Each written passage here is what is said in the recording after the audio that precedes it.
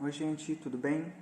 Então eu vou fazer esse vídeo aqui para que nós consigamos fechar o nosso setor B da apostila.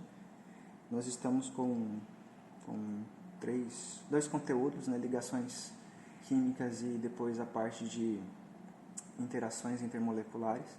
Então a primeira aula é essa, sobre a ligação iônica, né? A página é 128 e 129.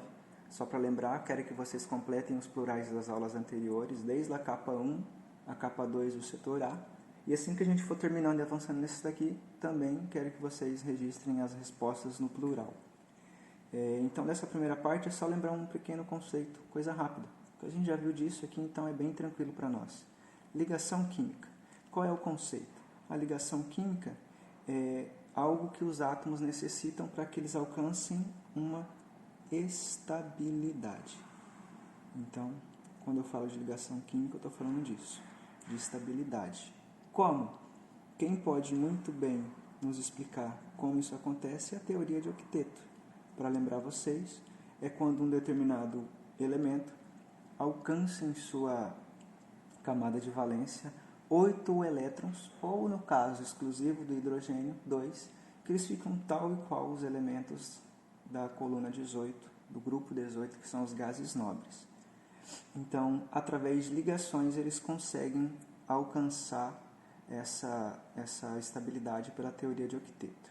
Então, a ligação iônica, ela consiste, como o nome já sugere, entre íons, ou seja, entre cátions e ânions, certo? Então, quer dizer que ela vai acontecer sempre entre um positivo e um negativo. Então, quer dizer que não acontece com negativo e nem com positivo? Nunca. Iônica é um cátion mais um ânion. Ou seja, quem sempre tem a tendência de ficar positivo? Um metal. Quem sempre tem a tendência de ficar negativo? Um metal. E como que fica positivo? Perdendo elétron. E como fica negativo? Recebendo. Afinal de contas, os elétrons têm cargas negativas. Então, se um determinado material metálico perde elétrons, ele fica com uma determinada carga X positiva. Se um determinado ametal recebe elétrons, ele fica com uma certa carga Y negativa. Então, o que vai acontecer com os dois? Eles vão reagir entre si, né? E eu vou aplicar aquela regrinha do tobogã. O que é, né, valência, carga do meu metal, vai descer para ser índice do ametal. O que é carga, valência do meu ametal, desce para ser índice do meu metal. Então, reescrevendo, fica como A, esse Y desce, perde o sinal, ficando simplesmente o valor numérico, e o nosso X desce para cá. É assim que eu escrevo sempre uma fórmula molecular iônica. Quais são as propriedades principais dos compostos iônicos? São essas aqui. Temperatura de fusão e ebulição muito altas, ou seja, super difícil de derreter um composto iônico e muito mais em fazê-lo evaporar. O principal solvente deles é água, né? E conduzem eletricidade quando estão no estado de fusão, né, fundidos ou ainda dissolvidos em água.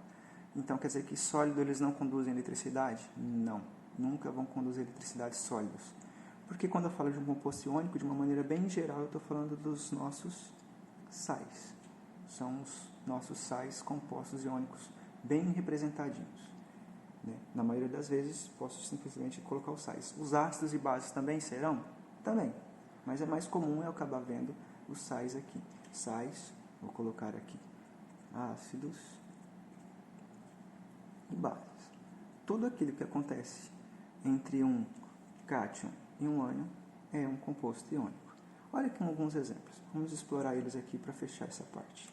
Tem o cátion Na+, o cátion Mg2+, o ânion Cl- e o ânion SO4 2-. Então, eu sei que se eu fizer umas ligações aqui, cada um pode formar dois compostos. Então, esse com aquele, esse com esse com aquele e esse com esse. Então, vamos fazer Na+, mais Cl-.